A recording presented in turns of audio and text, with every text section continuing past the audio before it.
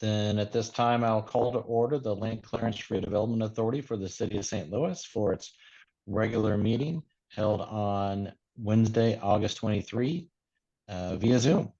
May we have a roll call, please? Commissioner Spencer. Commissioner Spencer. Present. Commissioner Jones. Present. Commissioner Anderson. Present. And Chair McBride. Present. You have a quorum with all present. Thank you. Moving on, I'll take up approval of minutes for the meeting held on July 26, 2023. Is there a motion to approve? So moved. Second. Properly moved and seconded. May we have a roll call vote, please? Commissioner Spencer. Aye. Commissioner Jones. Aye. Commissioner Anderson. Aye. Chair McBride. Aye. Motion passes without voting yes. We'll take up resolution 23 LCO. Let me first ask, are there any guests that we have that we need to take this out of order?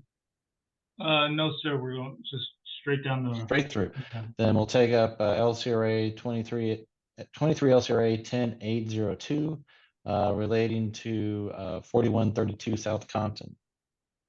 Thank you, sir. This resolution is declaring 4132 South Compton to be blighted and approving blighting study and plan for the same address. This property is in the Dutchtown neighborhood. It's been vacant for I believe, several years. It was an LRA property at one time. Kyle and Elisa Russell have purchased the building.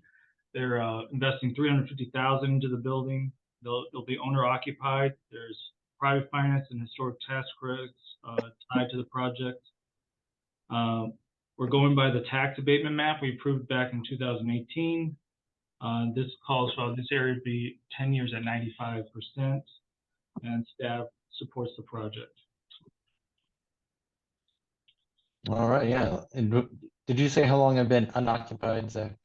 I don't know exactly how many years, but it's been several years. Several years. Very good. Any questions for Zach on this resolution? And you said it would be owner occupied. Yes, sir.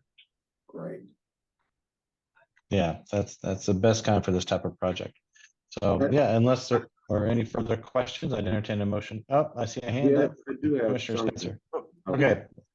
Let me take up Commissioner Jones first, and then I'll get to Commissioner Spencer. Well, I'm thinking the fifth resolution is probably always there as a resolution, but it seems to say that the director is authorized to place advertising for the development of the property, but I don't think that that's what we're doing.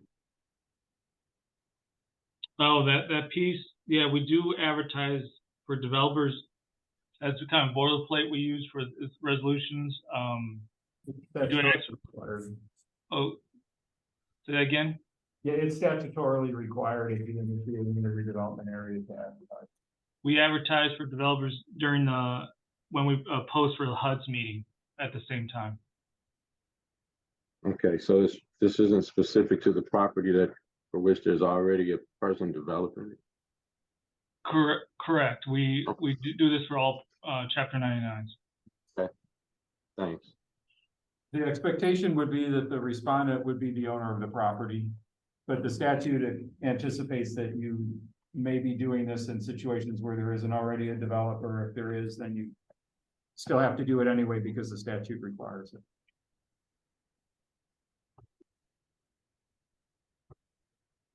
Thank you, staff, for helping clarify that. Commissioner Jones, does that address the issue raised?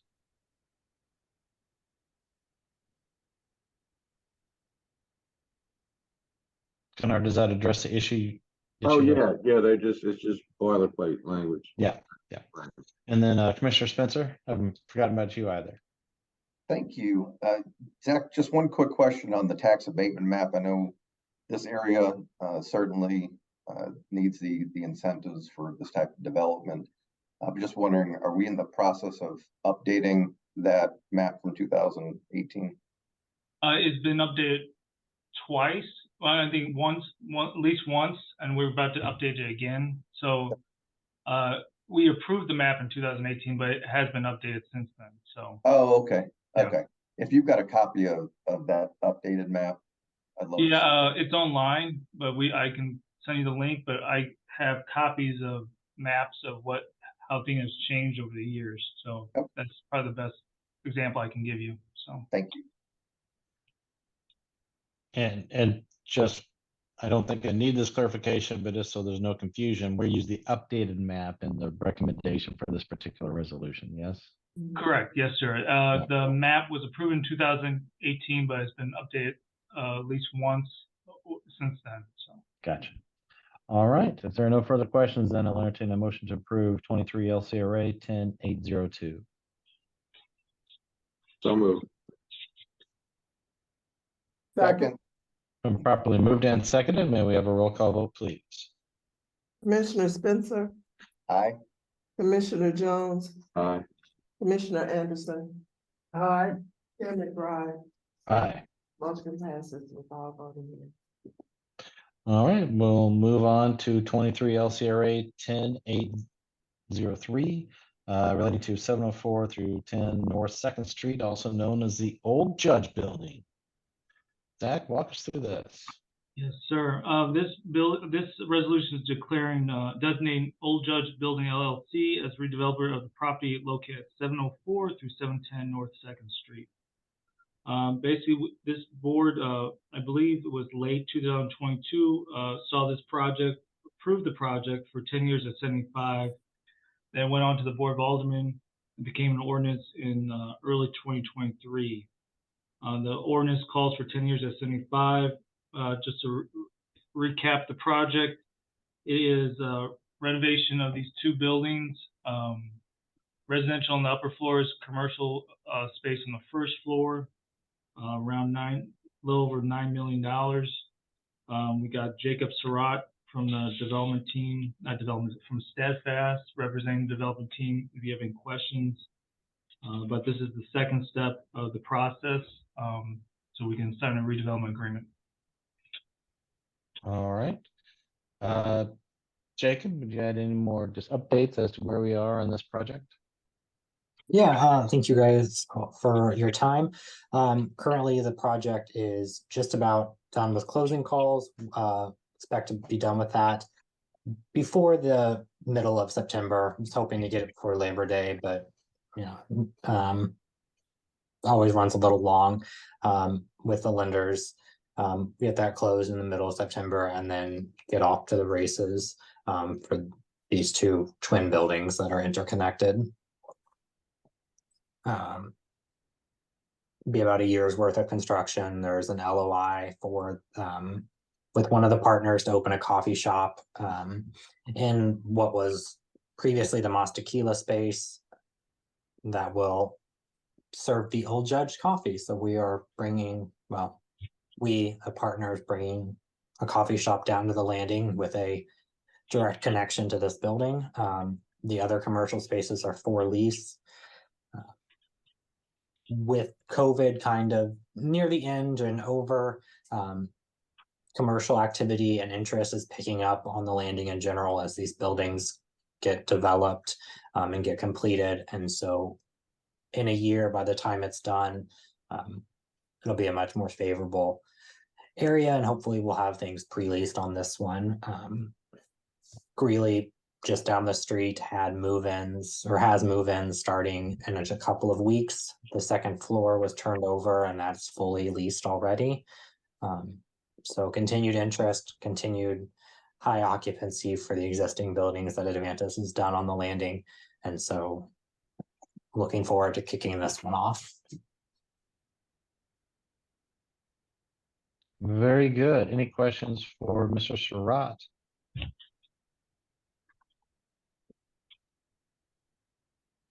Commissioner Spencer. Getting used to this raise hand function.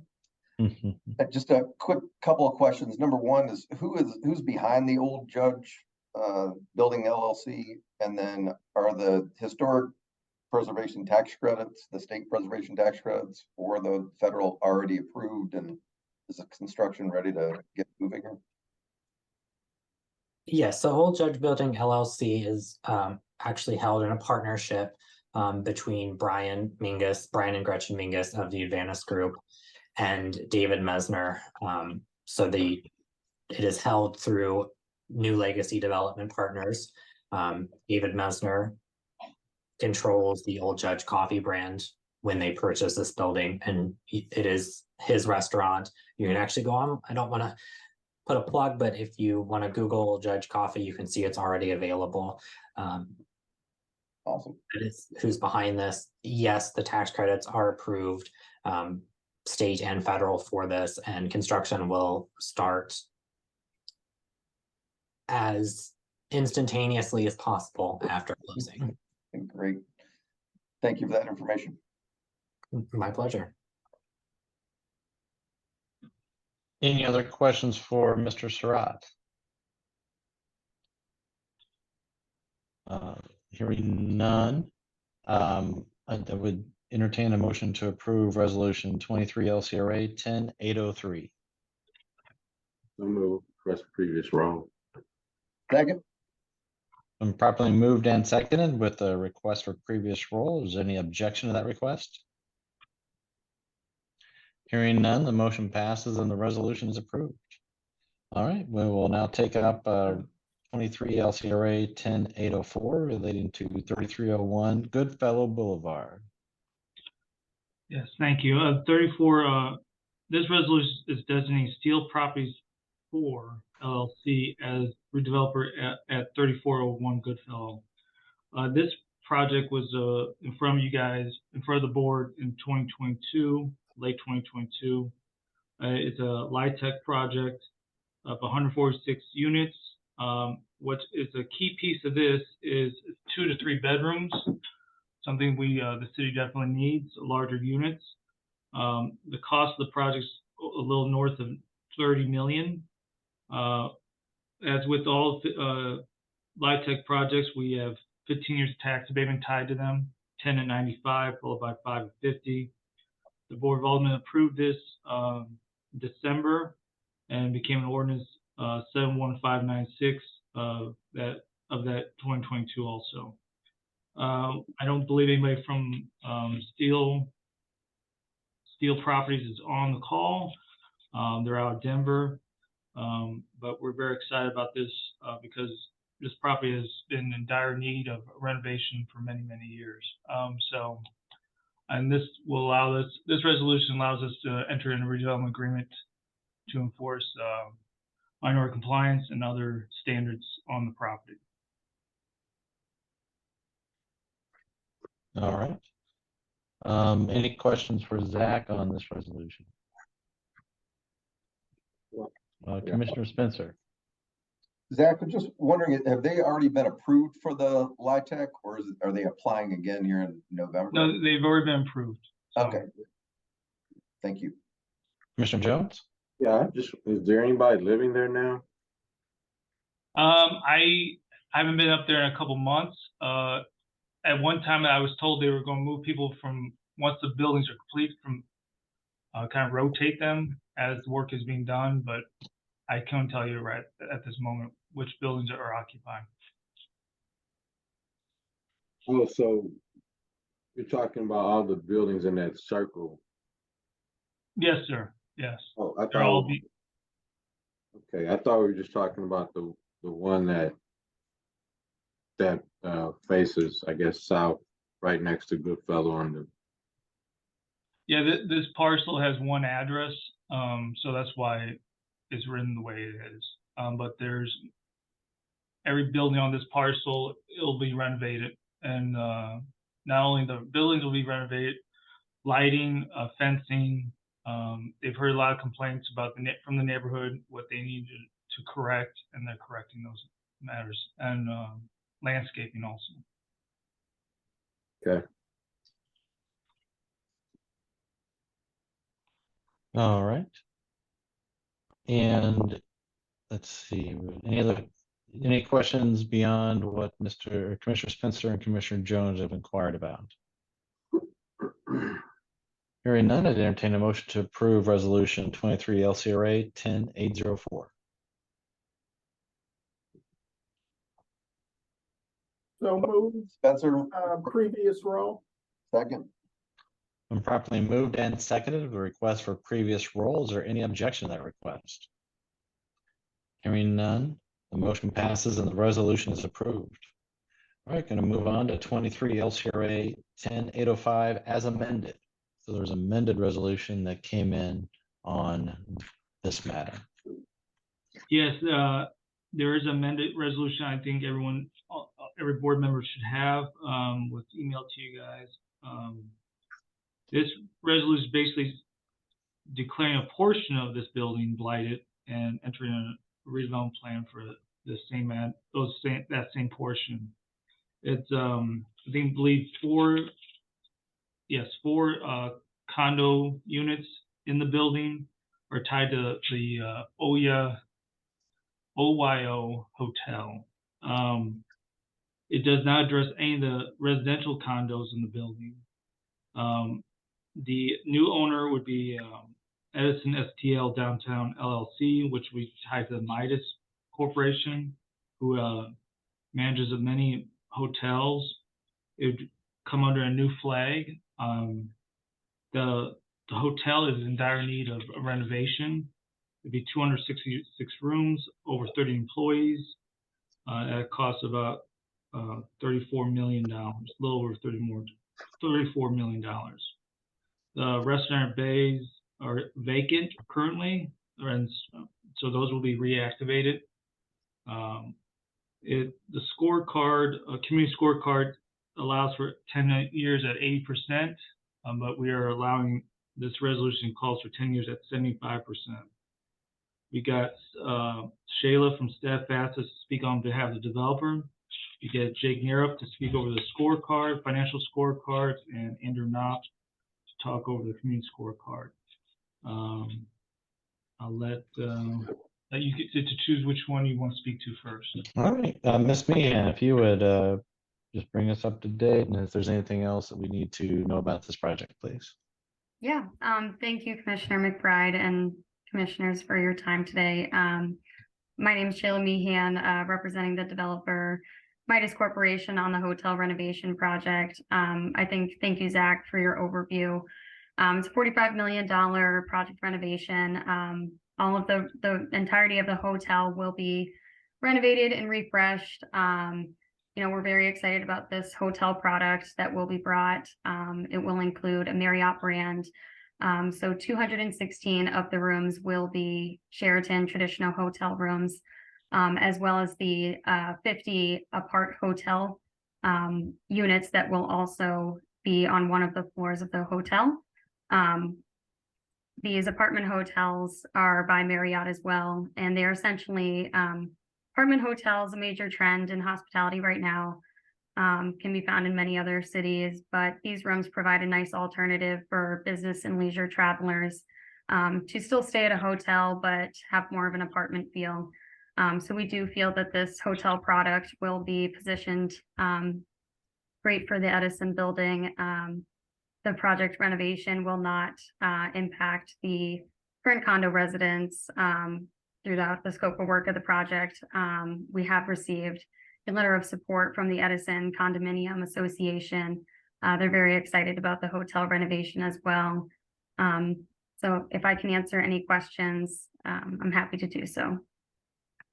Well, how does this renovation interact with the existing condos, if at all?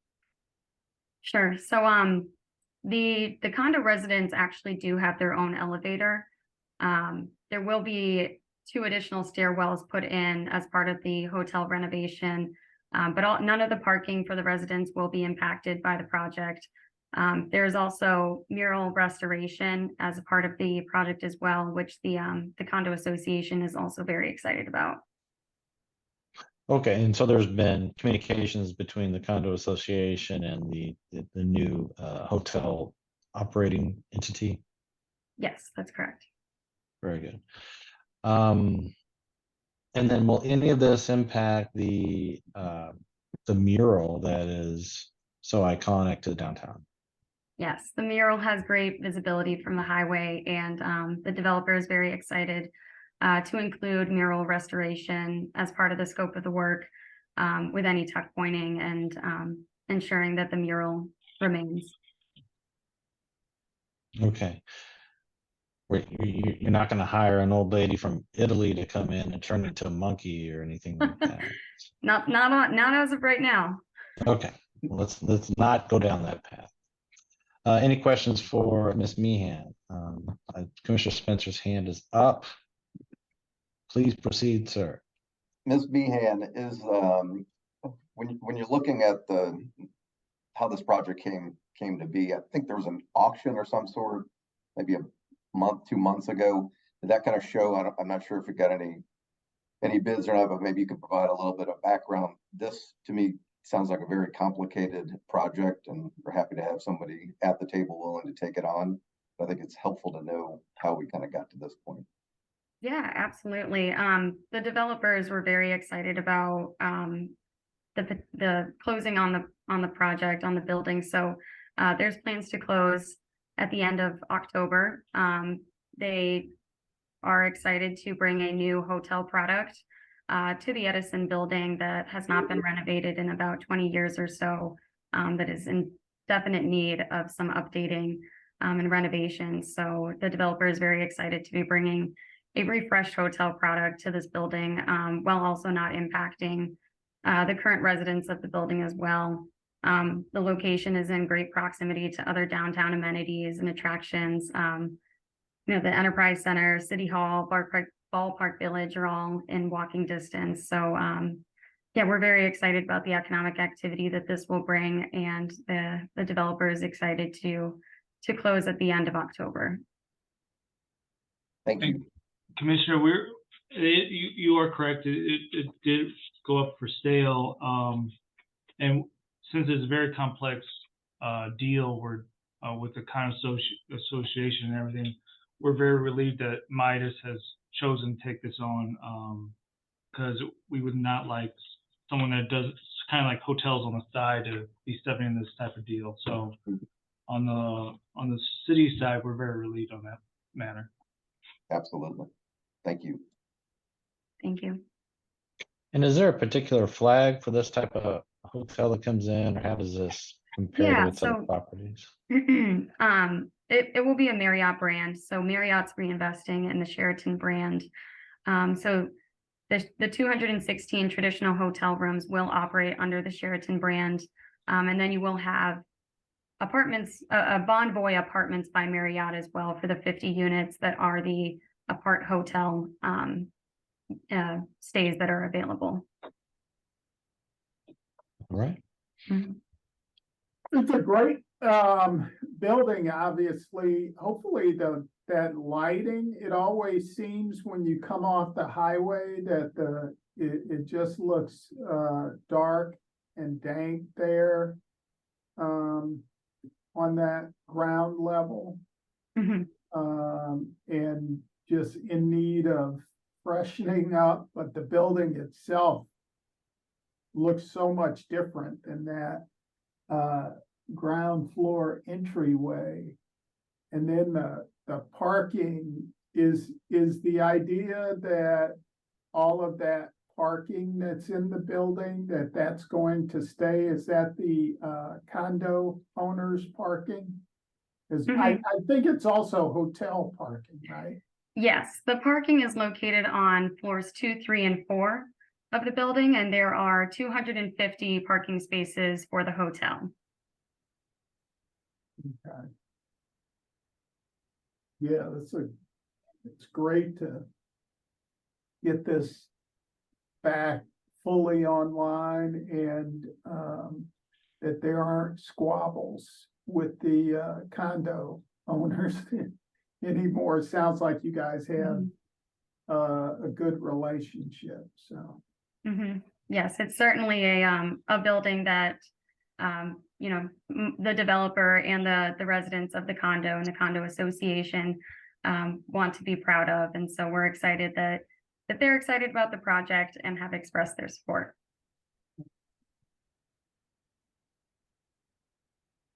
Outstanding. All right. Well, if there's nothing else from Ms. Meehan, you stay on the line, please. But we're going to turn to let's take Andrew Knapp first, and we'll go through the community scorecard. All right, Sarah, can we flip? There we go. So as Zach mentioned, the score's a 30, so that does just barely get it into the tier 1 category, eligible for 10 years at 80%. We're offering 75%. So the points it gets are for job creation. So it creates 33 full-time jobs and 47 part-time jobs for a total of 56.5 FTE, which gets it 8 points. Just right across the street from our transit center, so great public transit access. You know, hopefully people will either working there could take a bus or the Metrolink, or people maybe flying in could take the Metrolink from the airport, something like that. 7 points for that. The size of the investment at just under $46 million gets it 5 points. This is historic preservation. The building was built in 1928, and yeah, I don't know that the mural was is technically historic according to our scorecards categories, but it's good to see that that's going to be preserved as well and restored. 5 points. It's creating jobs within the employment district, 5 points. And then the last item, I'm just pointing out that this is in EGI 5 area, which gets it 0 points. And so it's receiving all points from other community benefits categories. So 30 Sure. points, solid project. Happy to answer any questions. Sure, and I know that we kind of gave a primer at one point when we first started using this, but I think it's kind of instructive to maybe revisit that every once in a while for people who haven't been to all the meetings.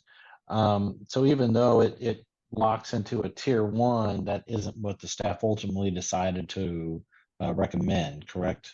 That's correct. Yep. So we're offering 75%. I think Jake can maybe talk a little bit more about it, but we use this to establish a ceiling, and then we kind of dial in a more appropriate level given the financials of the project. And there, although there's a maximum number of points possible in each category, which is termed a priority area on your scorecard, there's really no way for a project to gain a perfect score of all the maximum points, because some of these categories are, mutually exclusive, correct? Yeah, it would be basically impossible. This is more of just a menu of options to give, projects different ways in which, some of them are location dependent, some of them are kind of how they choose to do their development, and a number of different ways to get into different tiers. Very good. And with this particular tier, we have multiple transit hubs very close to this particular project, if I understand it. And I think that's good because it cuts down on parking, and also on it promotes more green activities, would be a very, I think, succinct way of saying it. Exactly. Very good. Any questions for Andrew on the community benefit scorecard? Or Andrew, if there's anything else you and I did not touch on that you wanted to flag, any further detail, and just how this is interpreted and or stacks up against any other projects? I think we did a good job. Okay. Then Jake, we'll turn to you to walk us through the our economic report. Sure. So this project's a little bit unique compared to some of the projects we've seen come through the last couple months. The hotel portion of this building sits on 4 separate parcels. In aggregate, the current taxes for those parcels are about $211,000 a year. During the abatement period, we would expect that to increase to about $350,000, and then about $850,000 annually after the abatement ends. We have a 10-year fiscal benefit for the city of $1.1 million over 10 years, increasing to $3.4 million over 20, and benefit to the schools of a little over $1 million over the first 10 years, increasing to about 5.5 over 20. These numbers are maybe a little bit lower than you would expect to see intuitively. And that's because of the nature of the existing hotel facility that's there. So these kind of bottom line net new revenue numbers are just the incremental benefit to the city and schools of having this renovated hotel there compared to the existing hotel.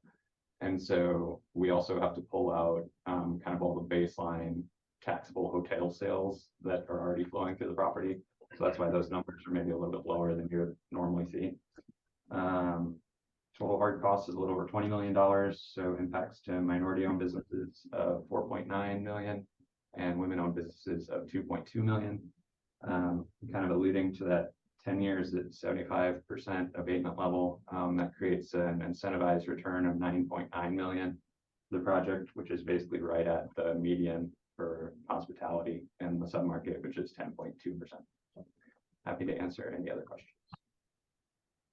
And Jay, I guess a fundamental question for me is that without the granting of these incentives, is there any way for the SLDC to mandate and require MWBE participation in any project? There's not, to my knowledge. The incentive is what triggers those requirements. Because that's part of the contractual agreement with the developers, I understand it. Correct. This look, yeah, I mean, it looks like this project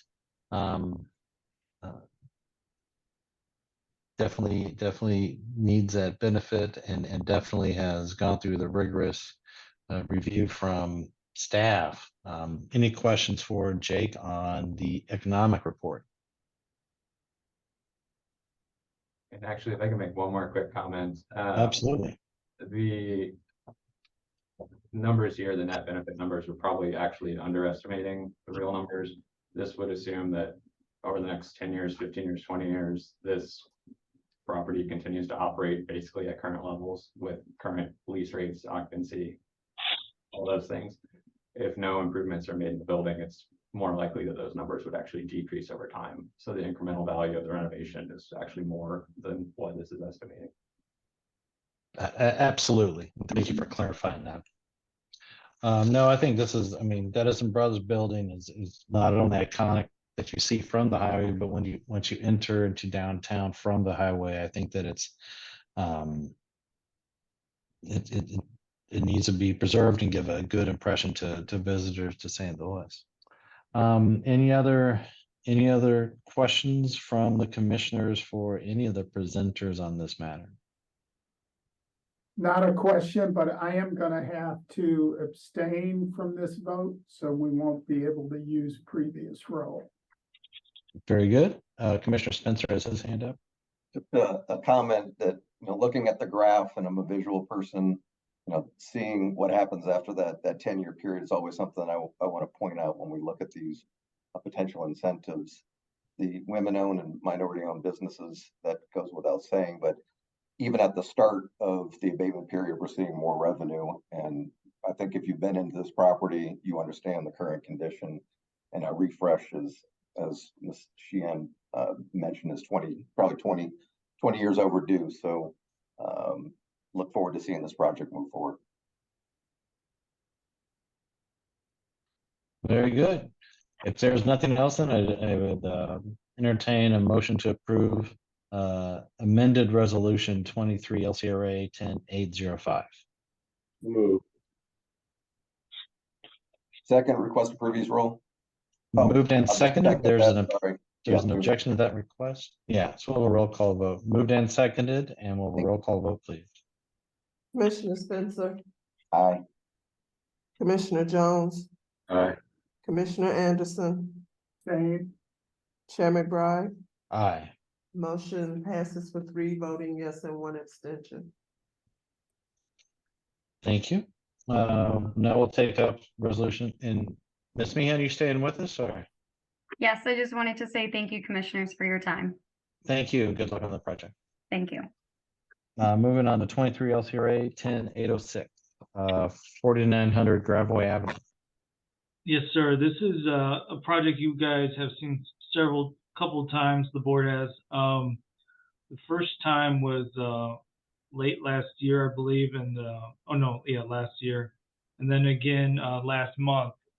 Since this is receiving construction sales tax, there's a two-parter. We designate developer, and this one is relating to the certain documents to issue revenue bonds. Again, this is a 64-unit senior living facility. It's receiving LIHTC, so we're awarding it 10 years at 95, followed by 5 years at 50. This project's been in the works for a very long time. We're very excited about it because it's a vacant lot at a very predominant corner in South City. We got Mark Spikerman here to answering questions on the documents and this construction sales tax piece.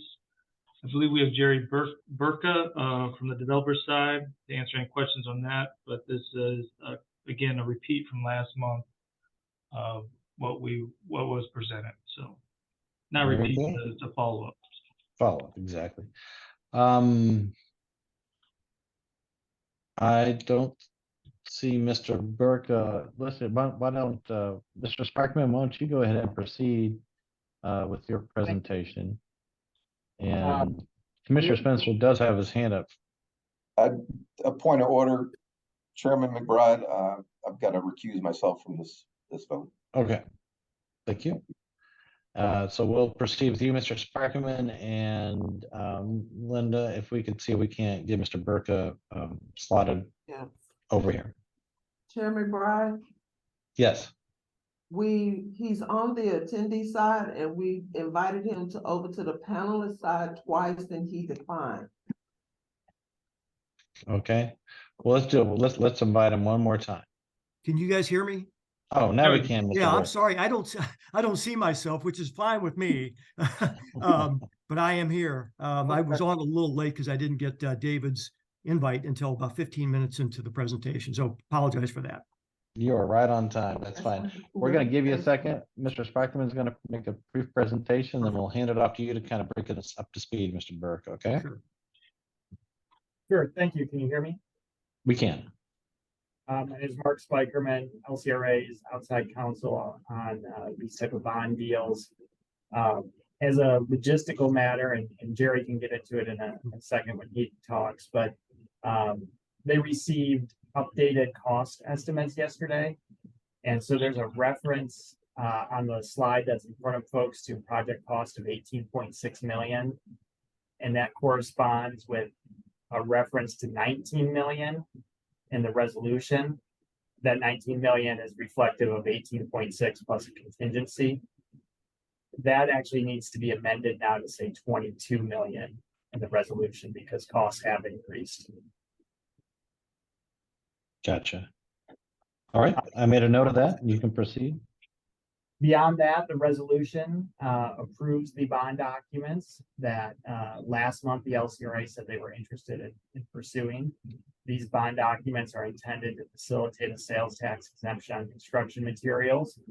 The bonds themselves are payable only from leasehold revenues paid by the developer and not from any city tax dollars. Similar to other projects, there will be a accounting to make sure that we gather data on how this incentive is utilized.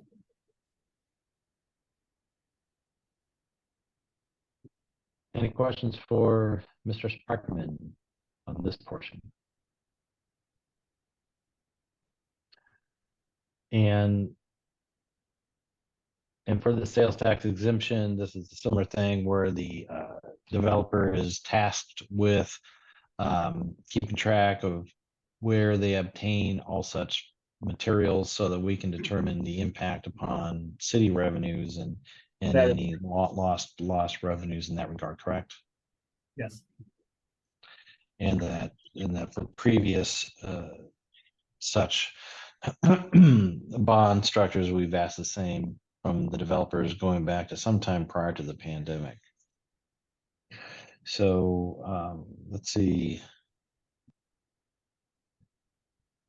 Anything else from Mr. Sparkman? Hearing none. Mr. Burka, if you would kind of bring us up to date from when we last spoke with you, I would appreciate it.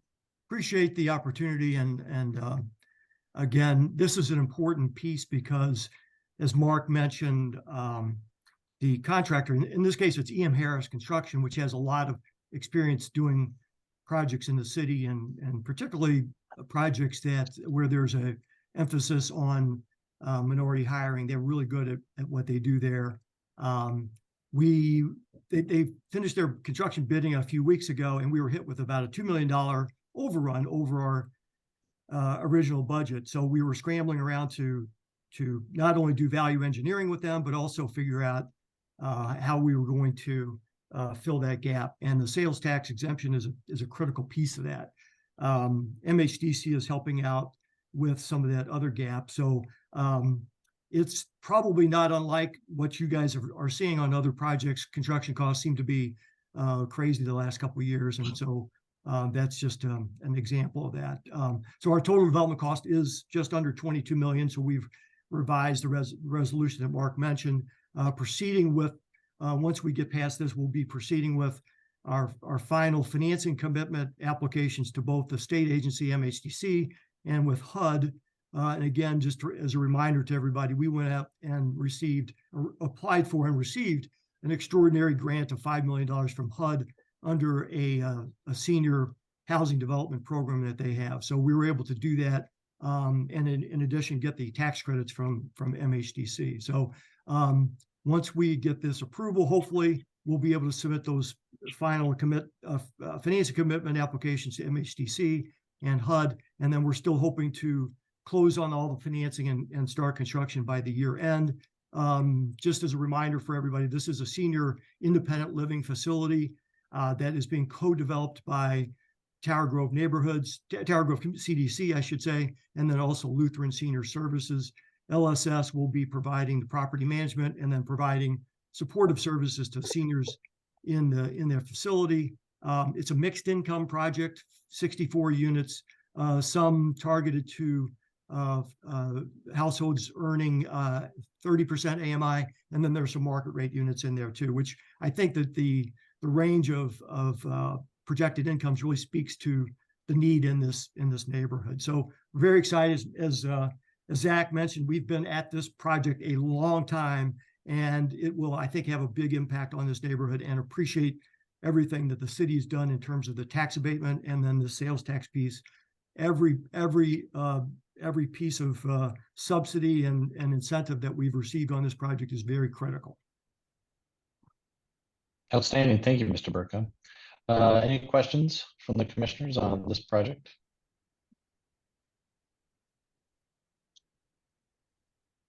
No, and you know, obviously the residents are going to be 62 years and older.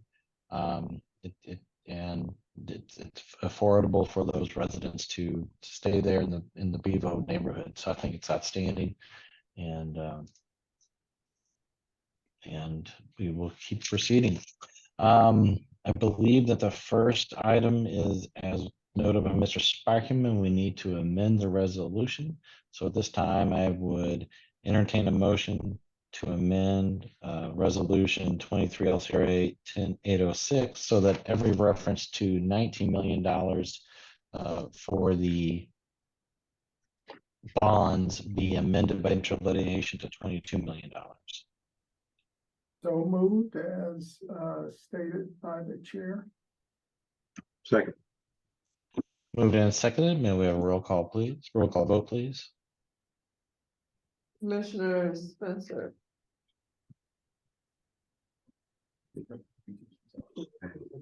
Okay, Commissioner Jones. Aye. Commissioner Anderson. Aye. Chair McBride. Aye. Motion passes with 3 voting yes and 1 recusal. Yes. And then, unless there's any discussion, I'd entertain a motion to approve amended resolution 23 LCRA 10806. I should, before we move, I should say that I just want to keep it clear that although I'll vote for this, I still have a continuing objection to the use of the sales tax exemption statute as such. Yep, and I appreciate you lodging that again.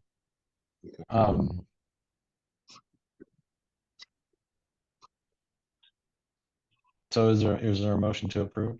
So the amended moved. resolution? Moved, and is there a second? Second. Moved and seconded for the amended resolution. May we have a roll call vote, please? Commissioner Spencer. Recusal.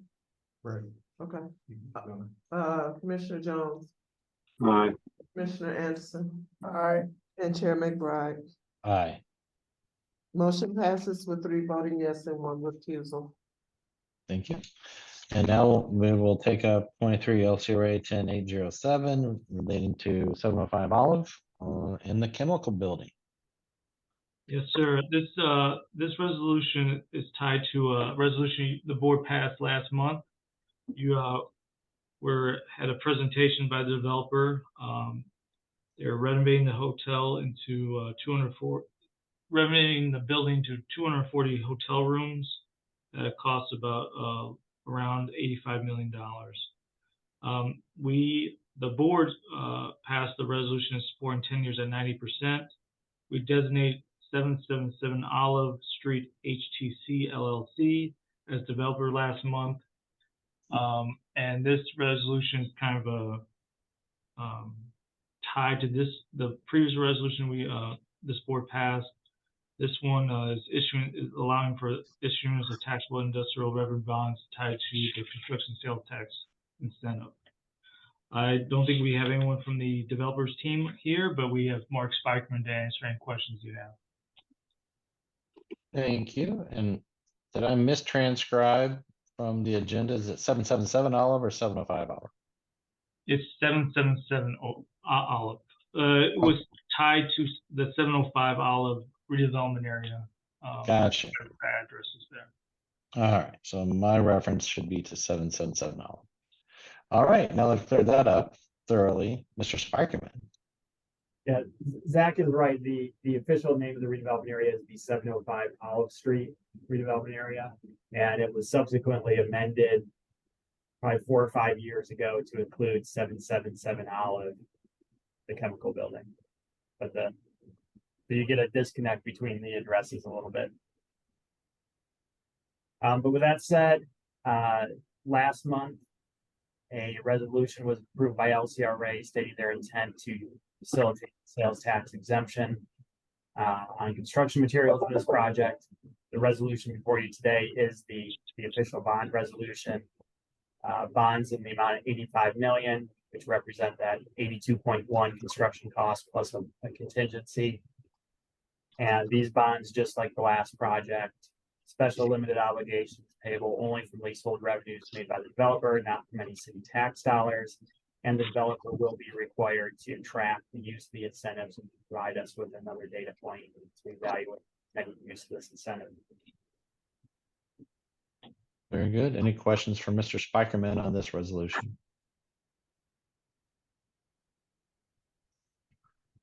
There anyone else presenting on this resolution, Zach? No, sir. Very good. And at this time, I'll entertain a motion to approve resolution 23 LCRA 10807. So moved. Second. Properly moved and seconded. May we have a roll call vote, please? Commissioner Spencer, Aye. Commissioner Jones, Aye. Commissioner Anderson, Aye. Chair McBride. Aye. Motion passes with all voting yes. Thank you. And finally, resolution 23 LCRA 10808. Peter, you're going to walk us through the short list of environment engineering services. Yes, thank you. So this resolution is adopting the short list of pre-qualified environmental engineers to provide such services as required. And if you'll see, the attachment A is the list of the 9 firms that are recommended.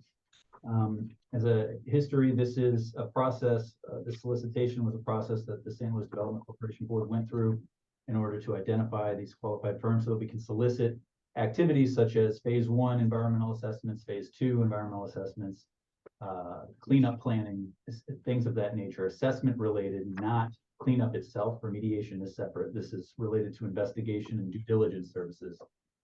So SLDC is a recipient of a couple of different EPA grants that we run programs, whether they be assessment or revolving loan fund grant program. And so as a part of that, sometimes we do these due diligence services. In addition, with the land assemblage and redevelopment program that we are right in the middle of moving forward with, we're going to need to do some environmental due diligence prior to acquiring properties, and as well as getting ready to do the pre-development activity on these to spur the redevelopment. The environmental is going to be a big task. So that is the reason for this. And the adoption of this pre-qualified shortlist would be in effect accepting SLDC's process of going out for the RFQ, having SLDC staff review the responses, provide the recommended list of firms for adoption, and then for these environmental services, as the projects come up, the scopes will be sent out to the list of firms on the short list where they will provide competitive responses and bids. For that, they will be evaluated and selected on that basis. Now, you may also remember that we just did this process very recently with engineering, like other discipline engineering services, structural, transportation, civil, and land surveying. We broke this out separately, specifically because of the architectural engineering procurement processes are different, that the environmental engineering, the assessment is not considered architectural engineering, that these will be bid out competitively with price to this short list, whereas the architectural and engineering services are generally not.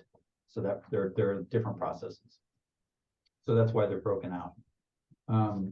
And as a point of note, the 9 firms on the list we are recommending to have be included in the pre-qualified shortlist is every respondent to the solicitation. We did not disqualify anyone. And so therefore, again, when we have scopes that come out and they will be sent out to every firm on the list, that everyone has an opportunity to participate. So I will open it up at this time for any questions that you may have. And see if I can provide some insight. Thank you, Peter. So it sounds like all of our applicants were from Lake Wobegon, or all were above average. So that's good to hear. Any from the city? There are for sure some located in the city, professional environmental engineers. We have, well, actually, there's another one too. I believe that one of the firms, SCS Engineers, is planning on relocating. I'm not sure if they've settled on a location in the city, but I know that they had a location in Illinois that they're closing down and moving to the city or the county. I'm not sure where they located or decided on yet. But many of them, if they're national firms, they're all within the region. But I know that Professional Environmental Engineers is in the city. The other ones, if I was speaking on it, it would be a guess at this point. I'd have to look it up. So Understood. I appreciate you answering to the extent you could. Any questions for Peter on this resolution? And do we use, like, what types of projects will these environmental engineers, their scope will be somewhat limited, correct, Peter? correct. So the most basic would be the phase 1 environmental, which would be done prior to acquiring a property or assisting a redeveloper who was looking to purchase a property, just to go through the historical documents to identify if there's any potential environmental concerns. And then the phase 1 document then will generate recommendations on whether or not sampling needs to be done, in the soil or the groundwater, inside buildings, et cetera. And that's what the phase 2 would be. And so it's basically limited to the investigation and identifying of contaminants, and then potentially developing a work plan and methods in order to address those to make the redevelopments safe for the intended reuse. And then if there's remediation activities that are going to be required after all of this investigation is done, the remediation will be bid out as a separate activity. Not utilizing the shortlist. This is just for the investigation. Thank you for that clarification. All right, unless there are any further questions, I'd entertain a motion to approve resolution 23 LCRA 10808. So moved. Request a previous roll. Second. Properly moved and seconded with a request for previous roll. Is there any objection to that request? Hearing none, the motion passes and the resolution is approved. All right, our next meeting will be September 26th. Before I entertain a motion to adjourn, is there anything in open session?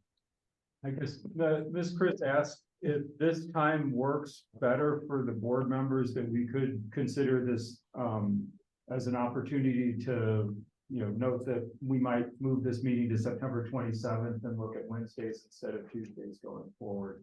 But that's at the pleasure of the board collectively. Well, what we can do is we can just take care of that offline.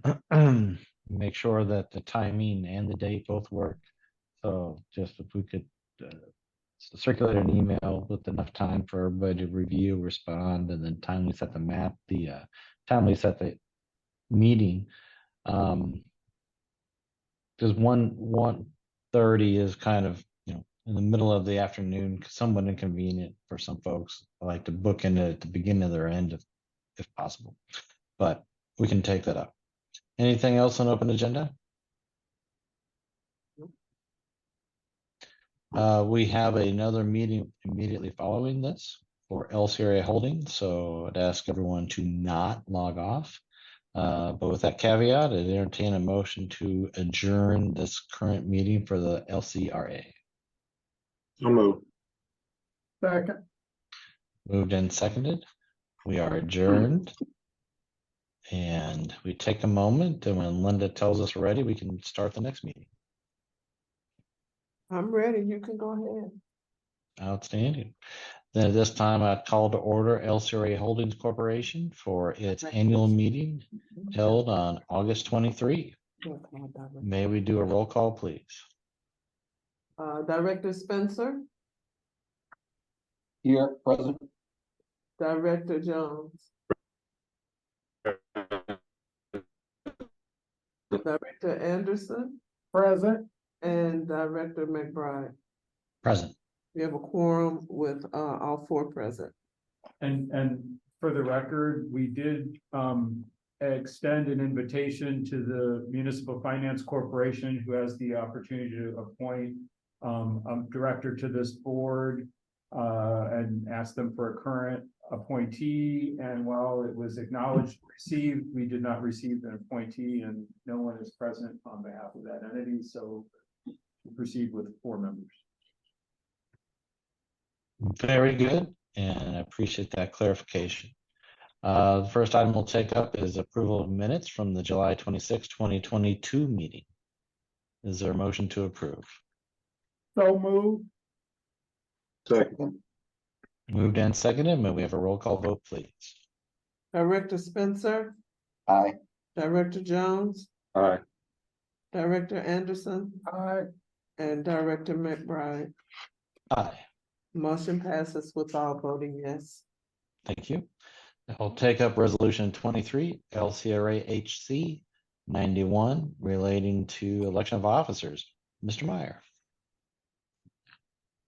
For you, we're conducting our annual meeting as required to convene and address our current slate of officers so that we have a current slate to provide to the Secretary of State, and that required filing. The resolution is pre-prepared with the current officers filled in, except as noted, there is no appointee right now from the Municipal Finance Corporation for secretary, so that position is technically vacant.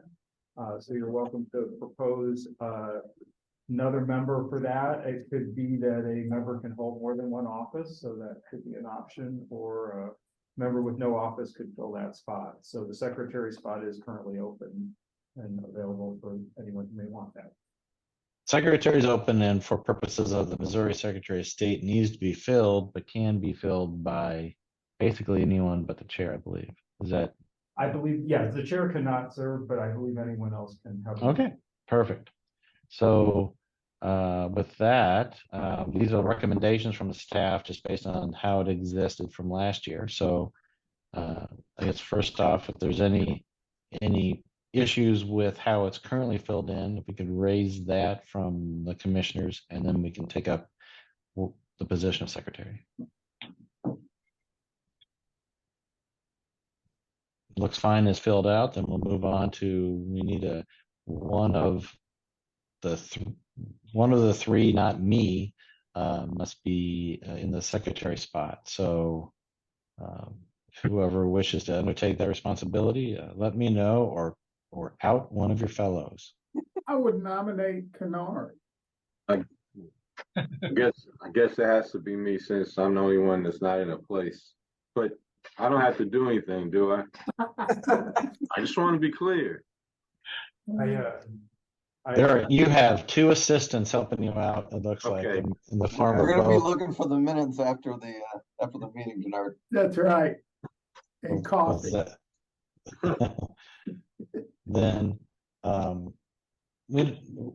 we need to amend the resolution, Mr. Meyer? I think if you just provide a nomination and a second as part of approval of the resolution, I think that'll get you there. Very good.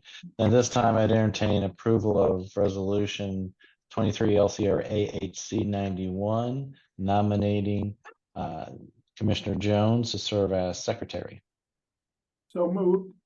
Second, Moved and seconded. May we have a roll call vote, please? Director Spencer, aye. Director Jones, Aye. Director Anderson, Aye. and Director McBride. Aye. Motion passes without voting yes. Thank you. And then do we have anything in open agenda? There is no other business that I'm aware of. Very good. And this time I'd entertain a motion to adjourn the LCRA Holdings Corporation. So moved. Second. Moved and seconded. We are adjourned. Thank you all. Look forward to it. Thank Stay you. cool. Thank you. Have a good All one. right. All righty.